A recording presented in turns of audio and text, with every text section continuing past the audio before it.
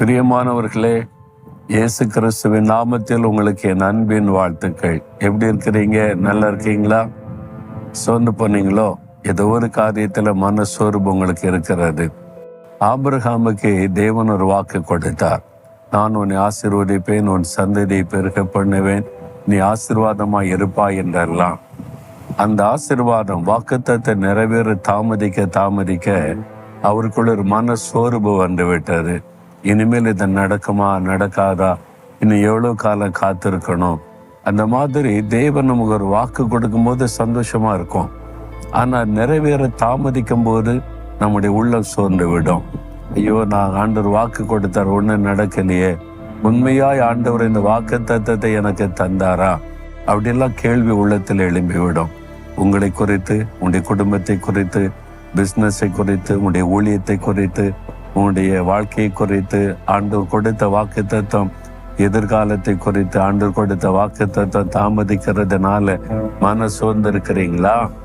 ஆண்டவர் என்ன சொல்றார் தெரியுமா? எசேக்கியேல் 12:28 என் வார்த்தைகளில் ஒன்றாகிலும் இனி தாமதிப்பதில்லை.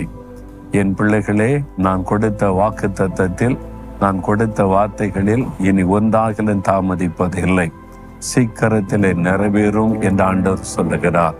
சீக்கிரத்தில் நான் வாக்கை நிறைவேற்றுவேன், என் வார்த்தை உன் வாழ்க்கையில நிறைவேறும் என்று கர்த்தர் சொல்லுகிறார். சில வாக்கு தத்துவம் உடனே நிறைவேறிவிடும். சில வாக்கு தத்துவம் நிறைவேற சில நாட்கள் ஆகும். சில வாக்கு தத்துவம் நிறைவேற சில வாரங்கள் ஆகும். சில வாக்கு தத்துவம் நிறைவேற சில மாதங்கள் ஆகும். சில வாக்கு தத்துவம் நிறைவேற சில வருஷங்கள் ஆகும். எனக்கு ஊழியத்தை குறித்து கர்த்தர் கொடுத்த வாக்கு தத்தத்தில் சில வாக்கு தத்தம் நிறைவேற 25 வருடங்கள் ஆயிற்று. ஆனால் நிறைவேறிற்று. கர்த்தருடைய வார்த்தை கீழே விழுந்து போகவில்லை. எந்த வாக்கு தத்தத்தை எப்ப நிறைவேற்றேன்னு ஆண்டவருக்கு தெரியும். ஆனா இப்ப சொல்லுகிறார், இனி தாமதிப்பது இல்லை, என் வார்த்தையை தீவிரமாய் நிறைவேற்றுவேன் என்று. அதனால சோர்ந்து போகாதங்க. கர்த்தர் கொடுத்த வாக்கு தத்தத்தை நிறைவேறும். உங்களுக்கு சொல்லி இருக்கிறார்ல, சொன்னபடி ஆசீர்வதிப்பார். இனி தாமதிக்காது. இன்றைக்கே கூட ஒரு அற்புதம் நடக்கும். விசுவாசத்தோட அற்புதத்தை எதிர்பார்க்கிறீங்களா? ஆண்டவரே, நீர் கொடுத்த வாக்கு தத்தத்திற்காய் ஸ்தோத்திரம்.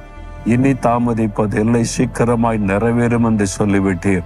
நான் விசுவாசத்தோடு சீக்கிரத்தில் ஒரு அற்புதத்தை எதிர்பார்க்கிறேன். இயேசுவின் நாமத்தில் ஆமேன், ஆமேன்.